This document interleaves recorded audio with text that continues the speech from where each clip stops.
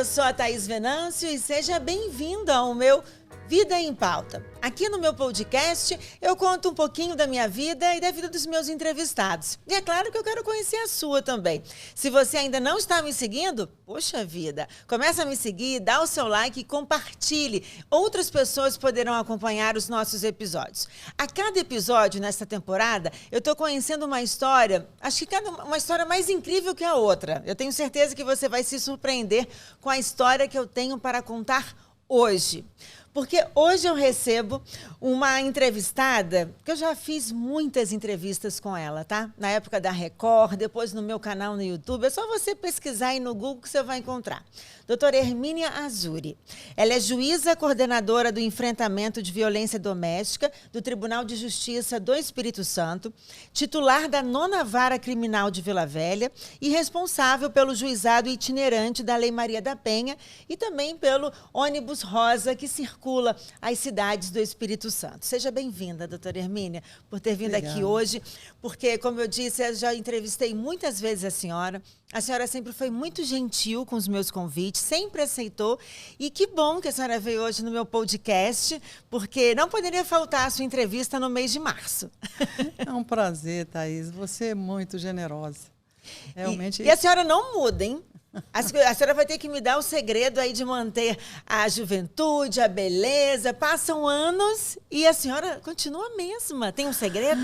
Eu costumo dizer que eu nunca fiz uma plástica. Embora não nada contra, tenho até vontade, mas eu tenho medo de bisturi. Jura? A senhora tem medo de bisturi? E gosto, talvez seja por trabalhar demais, com o que eu amo fazer, com o que eu gosto de fazer. Isso dá uma certa leveza na alma, né? Na performance da alma. E tem algo também que a doutora Hermínia tem, que é a religiosidade, né, doutora Hermínia? Esse também é algo que a senhora é muito importante na sua vida. É uma história especial. E assim, no mês de março, a doutora Hermínia é muito requisitada aqui no Espírito Santo e no Brasil, né? Por ser o mês da mulher, e ela tem um trabalho muito bonito à frente, né, dessa luta contra a violência contra a mulher. Mas antes de a gente começar sobre esse assunto, eu quero voltar um pouquinho na história da menina Hermínia. A senhora nasceu aqui no Espírito Santo? Eu nasci na Bahia. Oh. E com coração capixaba. E logo cedo veio morar aqui no estado? Cedo porque meu pai tinha fazenda no sul da Bahia. Eu sou uma história diferenciada. Meu pai foi padre durante 10 anos. Renunciou à batina para casar com a minha mãe, uma mulher bonita, tanto por dentro quanto por fora, com valores extraordinários. E eles se apaixonaram e ele pediu renúncia do celibato. E, posteriormente, ele continuou na mesma religião dele e tal, mas foi um grande pai, um líder. Foi prefeito da cidade que eu nasci. E, posteriormente, ele veio para o sul da Bahia e aqui... O objetivo dele é que todos nós estudássemos. Todos 7 Eram filhos. Quantos filhos? 7 filhos. Uhum. Todos estudassem. Ele tinha essa meta. Meus filhos todos têm que fazer faculdade. Ele não tinha outros objetivos, assim, que alguns pais têm. Você vai ser isso, você vai ser aquilo. Eu quero que todos estudem, todos sejam cidadãos úteis à sociedade. Meu pai era singular demais. E todos estudaram? Todos estudaram. E todos também. E alguns outros foram para a área do judiciário, assim como a senhora, ou só a senhora? Entre nós é muito engraçado. Tem um médico que eu perdi há 3 anos atrás, era um cirurgião, e faleceu de um infarto agudo do miocárdio, que me trouxe muita saudade, muita saudade. Era um grande homem. Tem um que é engenheiro. Tem uma irmã que fez, 2 outras irmãs também fizeram direito, atuaram um pouco na área. E um faleceu ainda prematuramente também, né? Não chegou a concluir os objetivos dele. E aí, os 7 filhos, né, formou uma família assim, unida. Porque meu pai tinha uma prioridade, que a família seja unida. Ele pregava a união em todos os cafés da tarde, quando ele tinha oportunidade de ficar conosco, o jantar, no almoço, toda a refeição ele nos dava uma lição de moral. É impressionante como ele era uma liderança, assim, eu costumo dizer que ele foi assim uma referência para mim, uma grande referência. Ele viveu até que idade? Até 70 e poucos anos, foi muito precoce.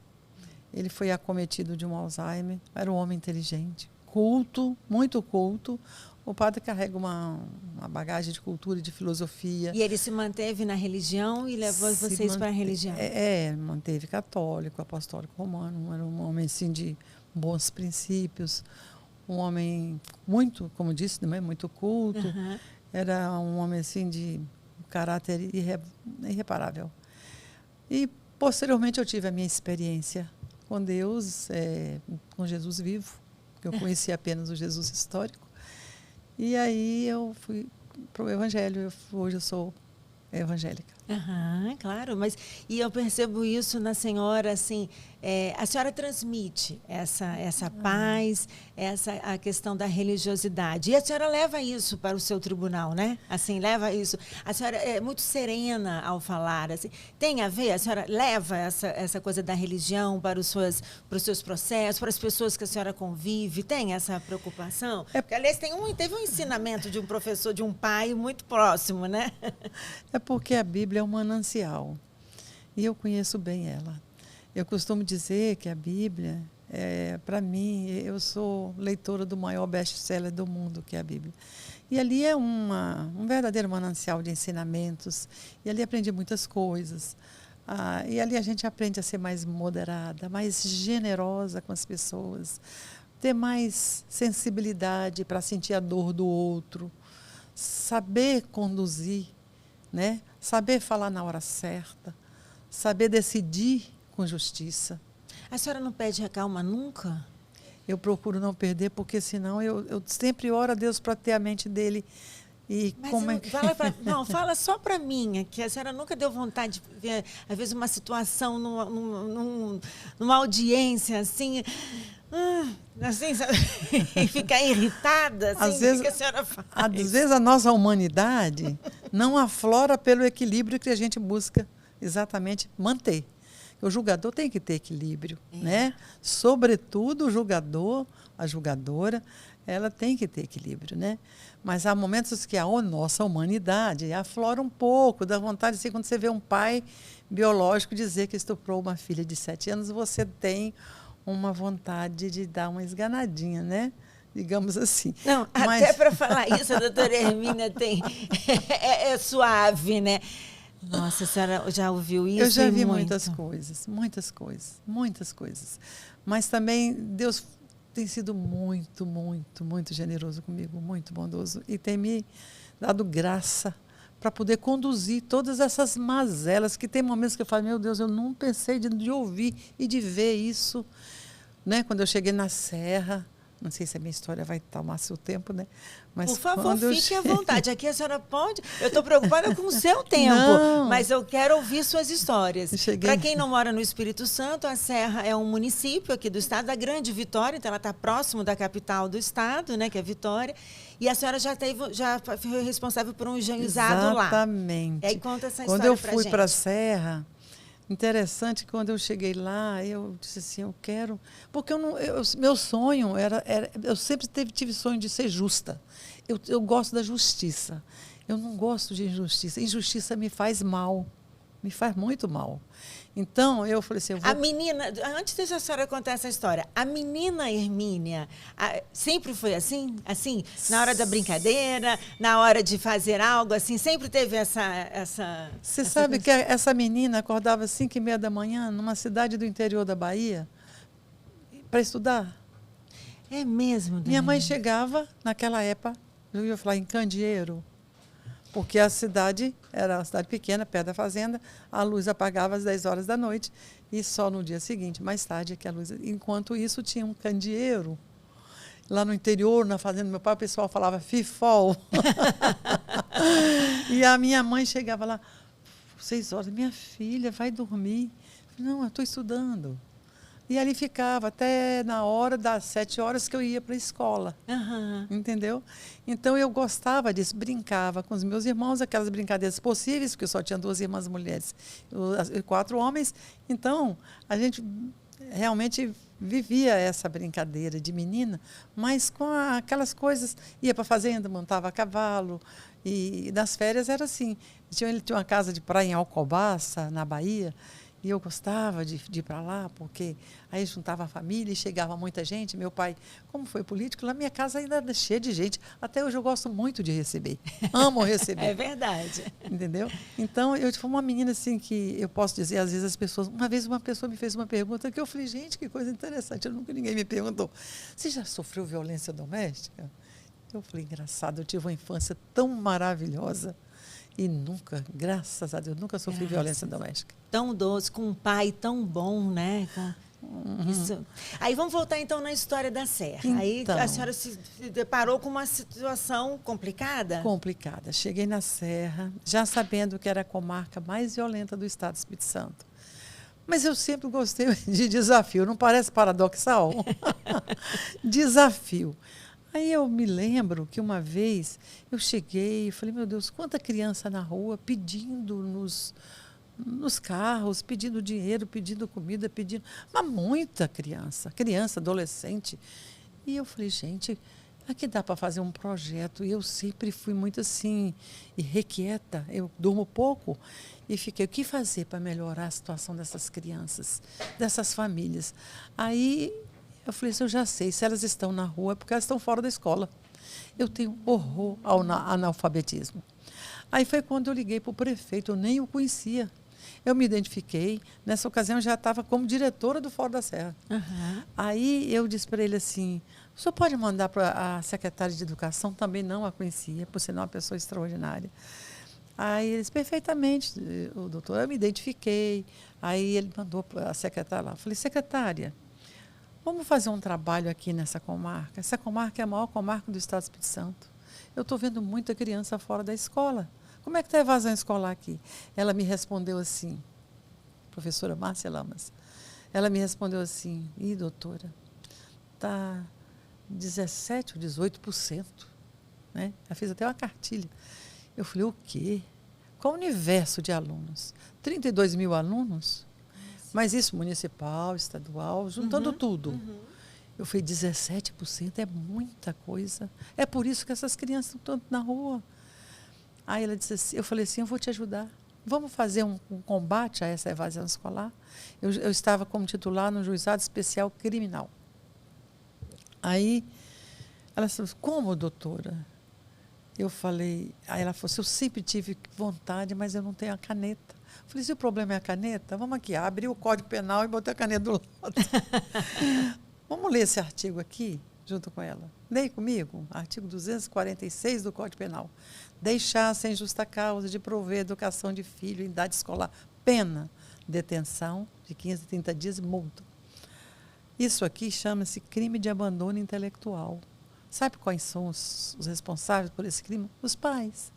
Então, vamos chamar os pais. Mas como eu não queria chamar os pais de forma agressiva, eu fiz uma carta de intimação. E transcrevi o artigo. Eles pensaram que eu ia mandar todo mundo para a casa de detenção. Não entendiam que era o critério de pena. Mas foi até muito Se assustaram, oportuno. foi um susto bom. Foi oportuno. Aí eu falei assim, meu Deus, quanta gente veio. Eu marquei a data. Eu falei, eu tenho que fazer essa reunião no salão do júri, que era o maior salão que tinha lá no fórum. E depois fazer mais outra. Bom, aí quando eu abri o Código Penal e li para os pais, ou o responsável, que às vezes ia as avós, o responsável por cada menor, eu falei, vocês sabiam que estão cometendo um crime de abandono intelectual? É um crime previsto no Código Penal, e li. Eles ficaram apavorados. Crime, nós estão cometendo crime. Sabiam que podem ser condenados, embora que a pena pequena, mas é condenação. Sim. Olha, Thaís, não faltou ninguém, só uma mulher que faltou. Não faltou, agora foram várias reuniões. Eu comecei a pensar, eles vão alegar que muitos não vão porque não tem recurso para tomar café da manhã para ir para a escola, para almoçar para ir para a escola. Mas eu vou fazer o seguinte, eu vou aplicar umas multas daqueles caminhões que passam ali na Federal, com peso acima da lei, eu vou aplicar a multa e mandar que eles transformem essa multa em cestas básicas. Para cada família que tiver desempregada, a gente vai dar as cestas básicas para não ter essa desculpa. Resolvemos esse problema. Né? A criatividade de quem não dorme bem. Aí, quantas horas por noite a senhora dorme? Uma média de 5, 6 horas, no máximo. E fica bem? Bem. Poxa! Graças a Deus. Aí, depois, resolvido essa etapa, eu falei com... E eu me surpreendi, porque eu estava fazendo uma coisa que é do meu ideal, me surpreendi que, de repente, estava o Jornal Nacional lá. Eu falei, gente, mas quem chamou esse povo aqui? E eu continuei.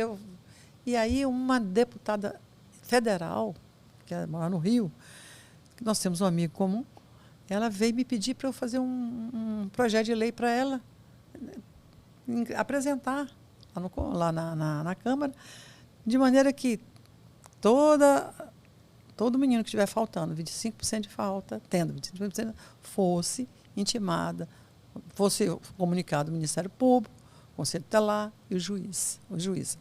E assim foi feito. Por quê? Porque eu mandei carta para todas as coordenadoras de escolas, as diretoras de escola. As diretoras de escola. E todas me mandaram a lista dos meninos que estavam faltando 25%, que já estava quase sendo reprovados por falta. Né? E ficou uma mulher, só que não cumpriu. Aí, essa mulher veio para a audiência.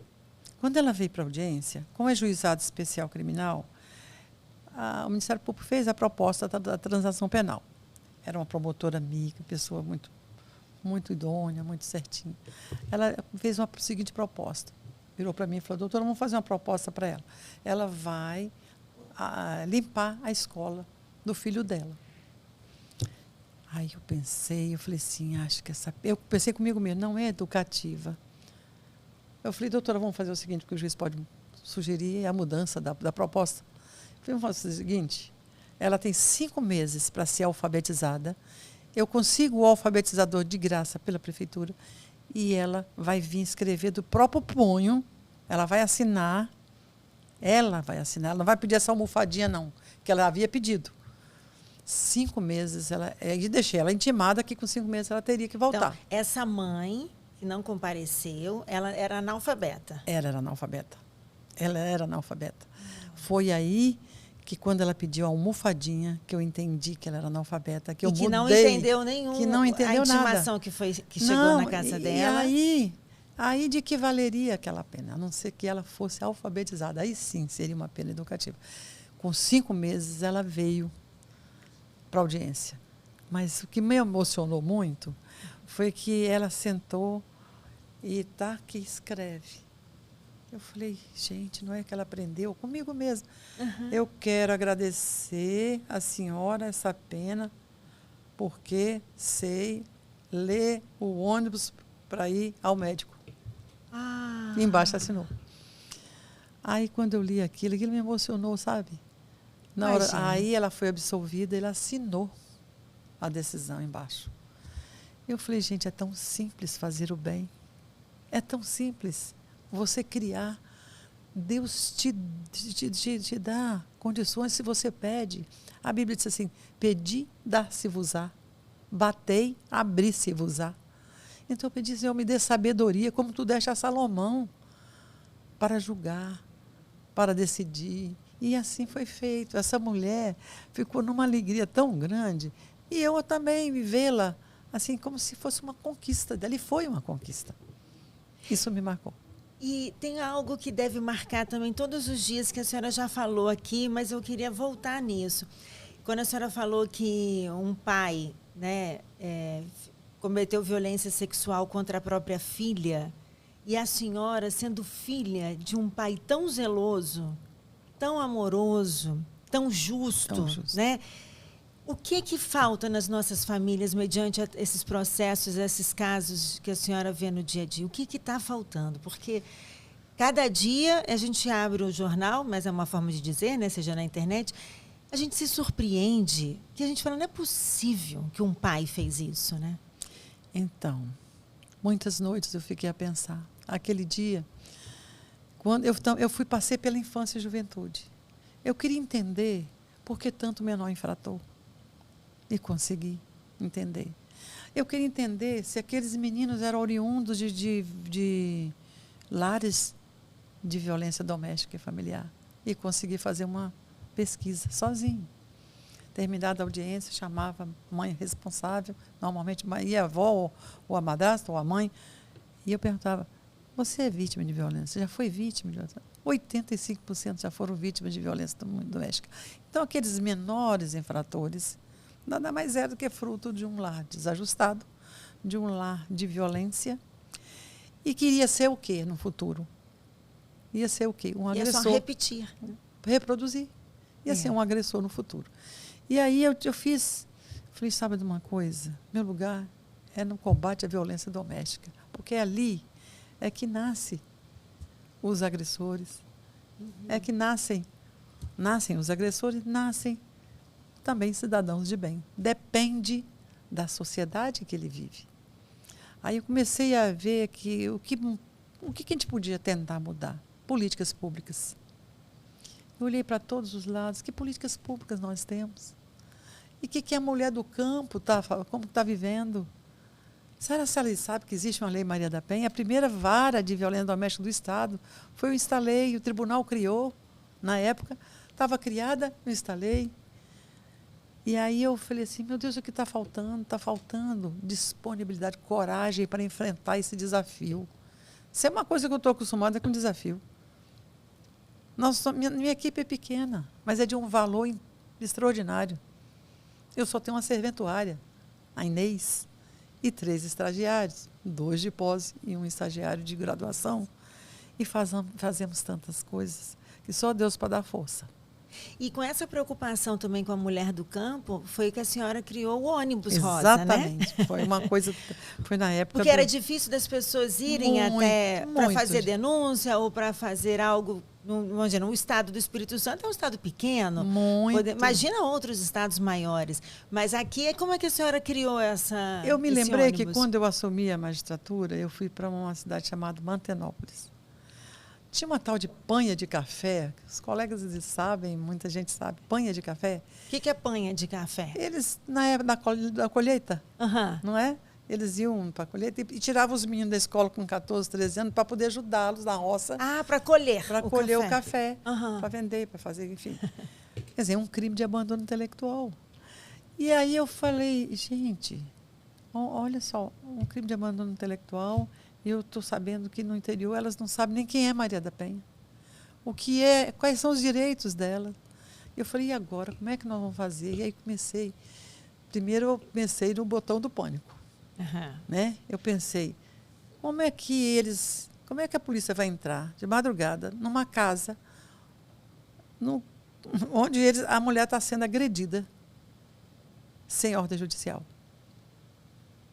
Aí foi quando veio a ideia do botão do pânico, que hoje já é usado em vários estados do Brasil. Aqui só em Vitória está sob a égide da colega da primeira vara criminal, especializada em violência doméstica, a doutora Brunella. Mas já é usado em outros estados, inclusive para outras utilidades, que foi realmente uma coisa que Deus me inspirou. Aí veio a ideia do ônibus rosa. Eu me lembro que quando eu assumi um juizado especial cível, a minha formação não é cível, mas olha, eu digo assim, onde me colocaram, eu tento resolver. A sua formação foi qual? A minha formação toda criminal. Toda criminal? Criminal. Desde quando eu fazia faculdade, eu tinha um encanto não pelo crime, mas pela ciência criminal. Entendeu? Pela justiça, em fazer justiça. Entendeu? Muitas pessoas que eram... Aí eu comecei a ver que eu podia fazer mais um pouco. Levar informação para essas mulheres. Se elas não podem vir a nós vamos até elas. Eu falei, mas nós vamos até elas como? Eu mesmo me perguntando, sabe? Na época, o desembargador Pedro Ferroza era o presidente do tribunal. Eu disse, desembargador, eu me lembro, eu estava como coordenadora, ele me deu essa responsabilidade. Eu falei, eu não posso decepcionar e nem o meu tribunal tem que fazer, né, o melhor. Então, vamos lá. Eu falei, olha, eu me lembro que quando eu estava no juizado civil, eu levei um ônibus que tinha lá, um ônibus duro, não tinha nada, não tinha ar-condicionado, não tinha nada. Mas nós fomos lá para um bairro bem distante e tinha, na época tinha 3.000 processos de juizado especial. Eles são processos de menor potencial ofensivo e que a gente fazia acordo. Aí eu me lembro, foi até acho tão engraçado quando eu me lembro, tinha um senhor com um megafone. Olha, pessoal, aqui tem a juíza no ônibus fazendo acordo. Quem quiser fazer acordo. Para aquela coisa do interior mesmo, sabe? Aí eu achei que coisa boa. Você sabe que eu tinha 3.000 processos. Foram reduziu em 800 processos de acordo. Nossa. E hoje como é que funciona? A senhora leva? Não, hoje. Eu já saí da vara há muitos anos. Aí já veio para. Aí eu falei assim: sabe uma coisa? Eu vou fazer isso na violência doméstica. Mas como? Eu fiquei pensando: como que eu vou fazer? Falei, vou arranjar um ônibus, vou para o interior, vou explicar a essas mulheres o que é violência doméstica. Vou falar com elas quais os direitos que ela tem. Porque as mulheres do interior só entendiam que violência doméstica era apanhar, era tomar uma surra. Era uma violência física, violência né? Física, era apanhar, era soco, era puxão de cabelo, era só isso, entendeu?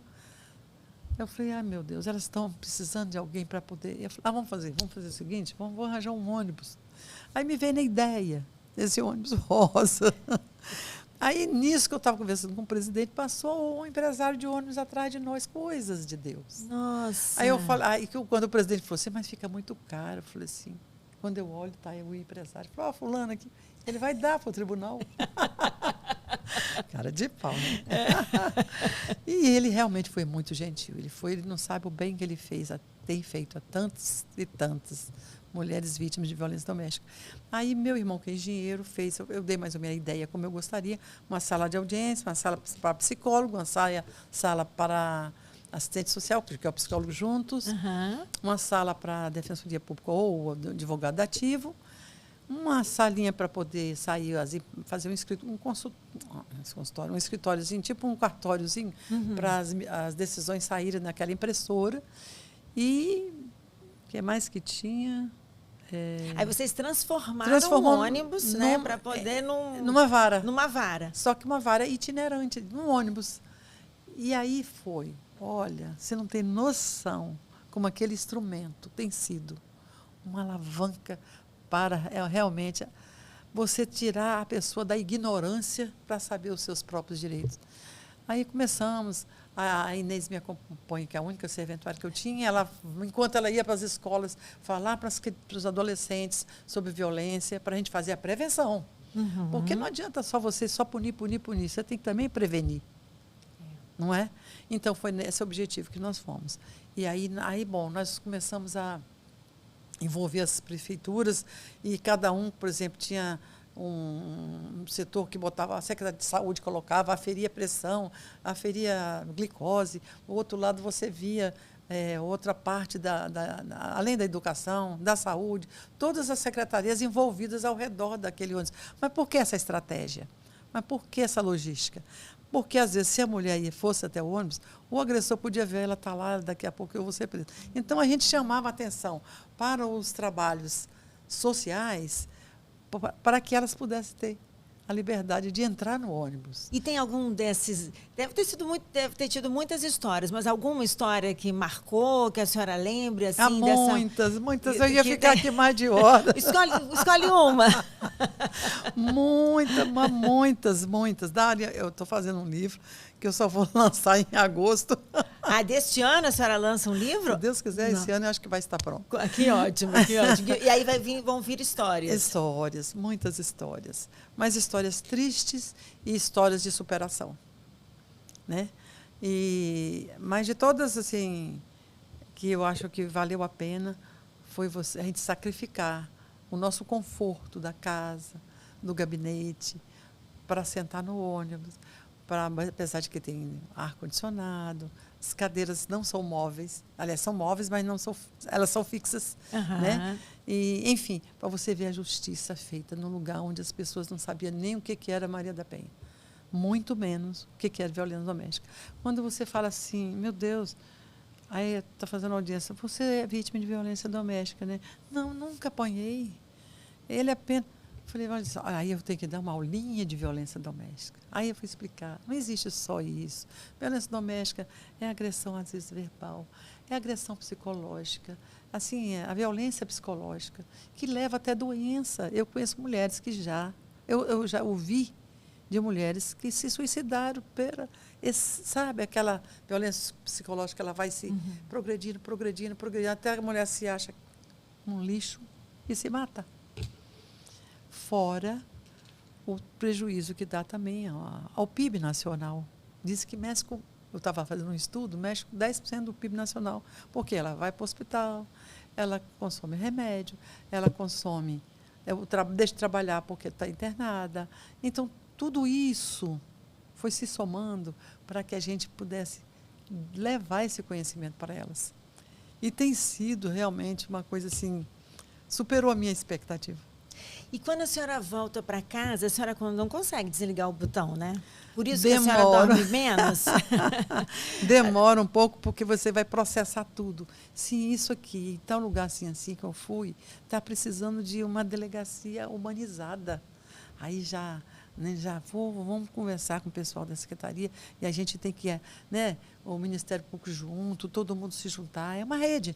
Né? Sim. Vão melhorar ali, vão melhorar aqui. A gente já vem com as ideias anotadas, né? E essas ideias já ficam sendo alinhavadas para que oportunamente a gente possa realizar aquele intento. A senhora já tinha conhecimento do que estava acontecendo na Ilha de Marajó? Já. A senhora já sabia, como muitas outras autoridades já sabiam Infelizmente, também, né? já. Infelizmente, já. E o que eu tenho visto também é que tem muitas autoridades locais que também passam a mão por cima, né, daquilo que está acontecendo, porque deve gerar um turismo ali, deve gerar uma situação, um mercado ali para eles. Quer dizer, como combater isso? Imagina isso em cada canto do país, mais distante das capitais, das grandes cidades. Veja, Thaís, eu entendo que muitas das vezes as pessoas naturalizam a violência. O que é isso?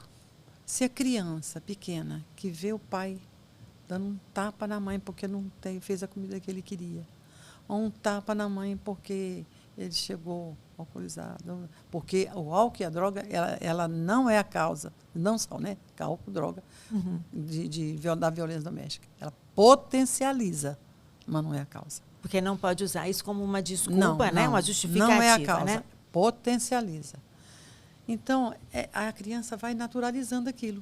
Uhum. Aí até que ela acha até que é natural. E a mulher, por si só, fica naquela dependência afetiva, achando que ela também... acho que eu sou culpada, sim. Eu já ouvi profissionais de recurso. Profissionais, assim... Pessoas com, assim, né, com pós-graduação. Doutoras. Dizerem para mim, eu acho que eu tenho culpa mesmo. Eu falei, por quê? Aí ela só olha para mim e começa a chorar. É a resposta que eu tenho. São as lágrimas. Já vi muitas lágrimas.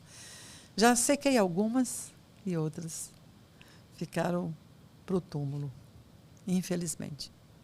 Mas nós temos lutado, sabe, Thaís? Lutado. Às vezes eu fico horas e horas pensando o que fazer, como fazer. Quando eu vou ler uma notícia de uma mulher violentada, uma mulher morta, vítima, né, de uma violência doméstica, dói o meu coração.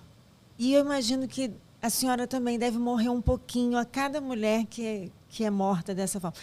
Um caso aqui do estado, assim, uma moça jovem, eu vi, que o namorado entrou na casa, matou, saiu pelo elevador, encontrou as outras pessoas como se tudo fosse natural. Exatamente. Aquilo me chocou de uma tal forma, sim, natural.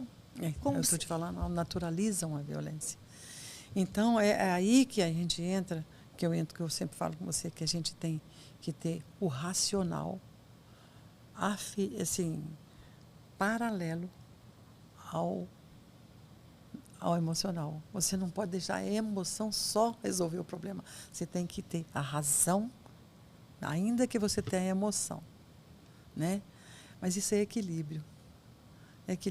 Muitas das vezes as pessoas me perguntam, olham para mim e falam assim, mas você acha natural? Não acho. Às vezes eu fico momentos e horas pensando como fazer e de que forma fazer e quais são os recursos. Às vezes falta recurso humano para me ajudar, recurso material. Quantas vezes eu tirei do meu bolso, como diz comumente, né, do meu recursos, para ajudar nesse trabalho de combate à violência doméstica. Mas a senhora tem alguém assim que a senhora conversa, que a senhora troca, assim, ou a senhora tem que ser a senhora que pensa naquele caso, assim, que deve ser difícil, não? É difícil. Às vezes, como eu te disse, eu tenho uma serventuária que nós trocamos ideias. Eu tenho, sobretudo, um Deus que me dá força.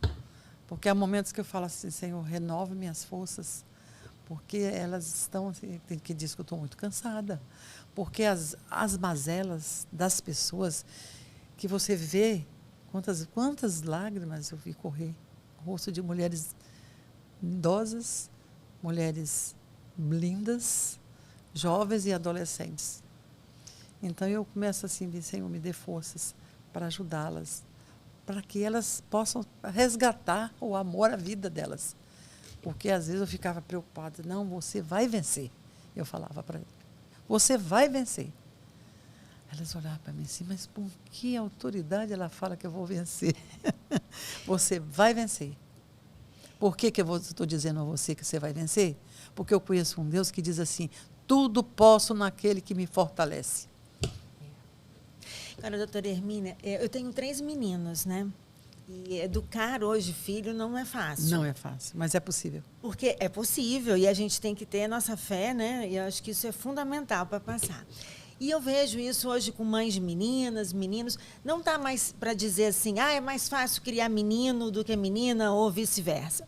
Nós temos muitas informações, né? As escolas, a internet, isso tudo, nós temos isso muito fácil para eles, né? E eu vejo cada caso, até crianças de 10 a 15 anos, vão colocar assim nessa rede, né, de meninas até também, se colocando de uma forma muito errada. Assim, eu acredito que muitas famílias hoje também perderam seus valores para passar para os seus filhos e para suas filhas. O comportamento, a bebida muito cedo na vida dessas crianças, a droga, o próprio celular tá ali instigando e estimulando. Falta de limite. Pois é, doutora. Tá muito difícil. Assim, a senhora falou, é possível, mas é um joelho no chão e uma reza e uma oração firme. Porque assim. E exemplo. E exemplo. Se nós não. Porque os meus filhos me veem. E às vezes eu falo brincando com eles assim, eu não sou tanta referência como vocês acham, não. Mãe, você é a nossa referência. Quando é meu aniversário... não tem elogio mais bonito. E o netinho que vira para mim, vovó, eu te amo mais que o mundo. Gente, meu Deus, eu ia morrer. Isso é doce demais. Eu falei a senhora tem quantos filhos? Eu tenho um casal e 2 netinhos. E os netinhos são 2 meninos? 2 meninos. 2 meninos. Mas são educados para serem cidadãos. Exatamente. Nesse mundo, doutora, de desafio. Eu converso com eles. Como assim? Nós conversamos assim. Falo com eles. Olha, esses dias a gente também teve uma conversa com os nossos filhos e também falando isso. Até falando sobre a questão mesmo de cuidados. Assim, olha, se uma menina se aproximar, ela estiver bêbada... Isso. Sabe, se afasta. Eu falo abertamente com eles. Sabe por quê? Porque hoje a gente não sabe, nós criamos os nossos filhos com valores, nós damos exemplo. Exatamente. Se nós temos algo a discutir, eu e meu marido, não é na frente deles. Exatamente. Se discordamos da nossa não da pode opinião, ser na frente deles. Não é na frente deles. Aí, às vezes, teve um dia até que eu estava brigando com eles, aí peguei isso e falei, não vou ligar para o seu pai, não. Quem vai dizer sou eu. Depois eu vou conversar com ele. Mas assim, né? Eu acho que cuidado, porque assim, e ao mesmo tempo a moça, ela também tem que saber se um rapaz se aproxima, de que maneira ele se aproxima, exatamente, se é muito pegajoso, se é ciumento demais. Exatamente. Quantas histórias a senhora deve conhecer? Meu Deus, eu achava que ele gostava muito de mim e aí deixava ele me controlar, ou não sei o que. Não é verdade, doutora? Muitas, muitas e muitas. O que achava que era amor era obsessão. Exatamente. Não é? Porque o controle, hoje, eu vejo, né? O controle do homem sobre a mulher depende muito dela também. Porque existe a dependência afetiva que ela tem que ser superada. Ela precisa ser superada. É por isso que nós fazemos essas políticas públicas. A gente já fez a Mulher Superando o Medo, que foi um projeto maravilhoso. Isabel Berlim que ajudou nesse projeto, nesse instituto, e foi assim, uma coisa assim, maravilhosa. A mulher se enxergar na posição de mulher, porque eu tenho valor, porque o meu valor excede qualquer entendimento. Então, eu fico assim a pensar, as meninas, elas têm que ser orientadas abertamente. Eu falo com os meus pequenininhos, netinhos, assim, olha, não entre no banheiro, falo claramente, não entre no banheiro com ninguém, só vocês. Exatamente. Só você, meu filho. Como assim, vovó? Porque pode acontecer isso, isso e isso. Falo logo abertamente. Não deixe ninguém tocar em vocês. Não deixa ninguém tocar. Exatamente. Por isso, porque acontece. Pô, mas por quê? Porque acontece isso, isso, isso. Então, eles ficam se olhando. É mesmo? É. Então essas coisas têm que ser dialogadas. Eu vejo as famílias não tem muito tempo para dialogar. E eu acho que teve uma inversão de valores. Assim, essa coisa da mulher superar o próprio medo, dela saber se posicionar. Superar o medo. Mas não é para ela enfrentar. Não. Não é para ela se tornar uma pessoa que vai só ofender o outro. Existe uma parceria. Exatamente. É a maneira como você se coloca. Então, eu acho que também teve aí um processo em que as pessoas, assim, a mulher tem que se colocar, tem que sair para trabalhar, mas ela também tem o feminino dela. Exato. Né? A senhora não passa isso para sua filha, para o seu filho, do respeito do seu filho pela esposa, da sua filha perante ao marido, perante aos pais? Porque já começa num enfrentamento dentro de casa, em que filhos não respeitam os pais. É verdade. Mas isso aí eu vejo muito. Acho que no meu aniversário, achei tão engraçado quando eu acordei pela manhã, bem cedinho, como sempre. Estava lá, mames, você é a nossa referência. Te amamos. A minha filha, que é dentista, não tem nada a ver com direito, hein? Mas ela, pensa numa pessoa de de um temperamento controlado. Mas a senhora percebe que foi a senhora que passou isso, né? Equilibrada. O seu esposo é também tranquilo? Ele é agitado. Agitado? Libanês é o quê? Muito agitado. Oriental é assim. Agitado. E vende bem também? Ele é vendedor? Agitado. Mas eu lido com essa agitação dele naturalmente. Deixei ele ficar agitado, não me incomodo, não. Eu fico, às vezes, meu filho, agita aí, que eu enquanto estou fazendo isso aqui. Mas fala um pouquinho mais baixo, porque ele tem deve ter uma voz grave. Porque ele canta bem, canta muito bem, canta na igreja. E eu falo, você faz o seguinte, você faz lá, por isso que o apartamento é grande. Eu ainda brinco com ele, nós não podemos ter apartamento pequeno, porque você tem uma voz muito forte e eu falo baixo igual meu pai. Mas nunca, outro dia eu estava falando no almoço, nunca brigamos perto dos nossos filhos. Não brigamos, nunca discutimos, nunca, quando discordamos, obviamente, nós discordamos fora da presença deles, para que eles tivessem um clima de amizade, de amor. Entendeu? Mas como a senhora falou, é o exemplo. Tem que dar o exemplo. São os valores. São os valores. E porque hoje as pessoas não estão tendo mais esse tempo. Meu pai passou isso para nós com minha mãe. Meu pai e minha mãe passaram para nós. Então, esse legado ficou marcado, assim, como sabe, outro dia eu estava falando, tem coisas que ficam marcadas. Quando eu lembro da fazenda, que ele chamava na época agregado, tinha aquele ferro de fogo e marcava o L do meu pai. Meu pai chamava Landual. O L, que sabia que aquele boi, aquela vaca ali é dele, tá com a letra dele. Então, ficou marcado no coração da gente aquela vivência deles, ordeira, respeitosa, que transmitiu esse legado para nós. É. E a gente escuta pessoas assim que tiveram também uma educação rigorosa, que dizem, era só meu pai olhar, que eu já ia para o meu lugar e tudo. Hoje não adianta. Hoje o pai fala e diz que fala 10 vezes. Isso meu marido me ensinou muito bem, porque eu não tive irmãos, eu sou filha única. E aí ele disse para mim um dia, quando o meu mais velho estava entrando na adolescência, ele fala só uma vez, porque ele tem que te obedecer. Daqui a pouco a voz dele vai estar mais grossa, mais alta que a sua. Assim e se você falar cada vez mais alto, ele vai falar mais alto. Então, não grite. E fale uma vez, porque ele precisa te obedecer. E aprender que é naquela uma vez. É verdade. E a mulher, fala no ouvido do menino e vai falando mais alto e vai falando toda vez. Falando 3 vezes para vir tomar. Fala uma vez, senão você tira ou então o prato. Ficava 1, 2 ou 3. E aí eu acho que é isso, é saber cada um o seu lugar. O seu lugar. Porque numa família é como no trabalho, numa empresa. Cada um tem o seu lugar, tem a sua função. Tem a sua função. É colocar o filho para aprender a ajudar em casa, a filha também. É claro que o mundo moderno, assim, porque nós éramos habituados a almoçarmos juntos, tomarmos café juntos, todos juntos. Mas chega o mundo moderno, aí você tem um compromisso às 6 horas da manhã, o outro tem um compromisso às 7, outro não dá mais para ficar muito juntos como a gente gostaria, como era. Não era possível, né? Então, realmente, o mundo moderno traz sacrifícios para nós nos juntarmos mais, nos alinharmos. Mas a senhora promove, a senhora gosta. O que a senhora faz, assim, que eles não podem faltar na sua casa, assim, tem algum momento? Todo final de semana almoçam lá em casa. Eu achei que Todo ela ia final falar de assim, semana. Não, de vez em quando não, viu? Eu sei Todo que eu final de ela. semana. A senhora é aquela mãezona, Isso. assim, né? Viajamos para o exterior juntos. Levamos até 6 meses para os Estados Unidos. Na primeira classe, gente, até hoje eu falei, meu Deus, que doideira. Que maravilha. Que bonito, doutora. É bom.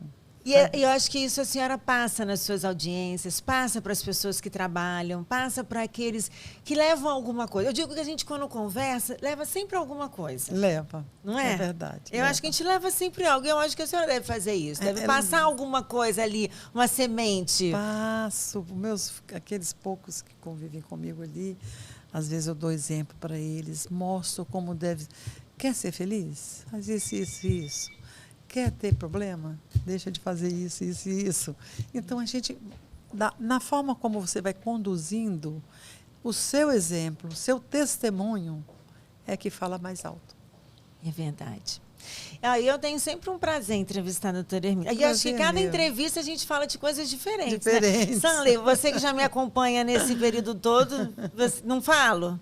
Hoje a doutora Hermínia não falou outras histórias que ela nunca tinha me falado? E ela, assim, é super requisitada. A senhora nunca diz não para ninguém, né? A senhora dá palestra. Tá, e minha dificuldade é dizer não. Mas para os filhos dizia? Sim. Não é... Às vezes não, a gente por tem que isso, dizer... isso. Sim, por isso. Era mais fácil o seu não ou do seu marido? Dobrar o seu não ou dele? Ele sempre deixava por minha conta. Ele fala com a sua mãe. Porque ele viajava muito. Uhum. Até hoje viaja muito. Então, assim, a minha responsabilidade ficar sobre mim, né? Hoje já são casados, mas a responsabilidade sobre mim. Que legal, né? Entendeu? A senhora tem uma família muito bonita, uma história muito bonita. E, assim, meu podcast está sempre à sua disposição. Muito obrigada. Quando a senhora puder vir, venha contar mais histórias para a gente. Muito obrigada. E lançar o livro, não é? Então, volta aqui. Muito obrigada, doutora Hermínia. Eu que agradeço. Muito obrigada mesmo. E eu tenho certeza que você deve ter se apaixonado também por essa história. Então, compartilhe essa entrevista. A cada semana nós temos um episódio novo no ar, aqui no meu canal no YouTube. Então, é só você compartilhar com outras pessoas. É sempre um prazer receber você aqui no meu canal. Eu fico esperando aí os seus comentários, quem que você quer ver que vem aqui no meu podcast. Até o próximo episódio.